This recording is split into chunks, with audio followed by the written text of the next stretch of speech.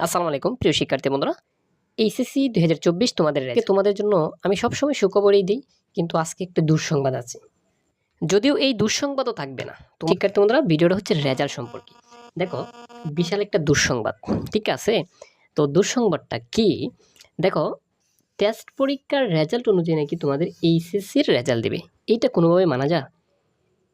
এটা কোনোভাবেই মানা যায় না। নতুন শিক্ষামন্ত্রী এইটা জারি করতেছে।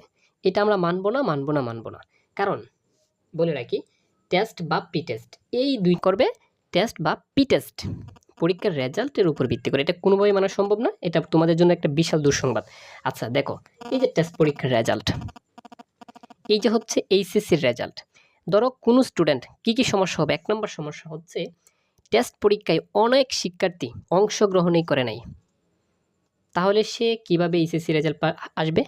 তাহলে তার ক্রস আসবে, রেজাল্ট 0 আসবে, ফেল আসবে। এটা কি সম্ভব? সম্ভব না।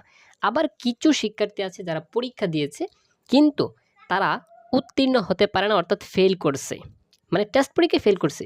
কিন্তু এমনও শিক্ষার্থী আছে টেস্ট পরীক্ষায় ফেল করে এখানে A+ পায়। বাংলাদেশে অসংখ্য শিক্ষার্থী আছে, এই রেকর্ডটা আছে। তাহলে এখানে যে ফেল করছে টেস্টে বা প্রি টেস্টে, তাহলে তো তার ফেল আসবে। এখন কি করবে? আবার আরেকটা সুসংবাদ হচ্ছে তাদের জন্য, অনেকেই এখানে পাস করছে, আবার অনেকে এখানে A+ পাইছে। মানে টেস্ট পরীক্ষায় যারা গোল্ডেন A+ এর স্টুডেন্ট, তারা তো আবার A+ই পেয়ে যাবে। ঠিক আছে? বা পাস করবে। তাহলে যারা পরীক্ষা উত্তীর্ণ হতে পারে নাই, যারা পরীক্ষা দেয় নাই, তাদের জন্য তো রেজাল্টটা অনেক কঠিন হয়ে যাবে। শিক্ষার্থী বন্ধুরা, আসলে এই নিউজটা আজকে ৩টার পরেই নতুন শিক্ষামন্ত্রী তোমাদের জন্য জারি করছে। বাট এটা এখনো কার্যকারী হয় নাই।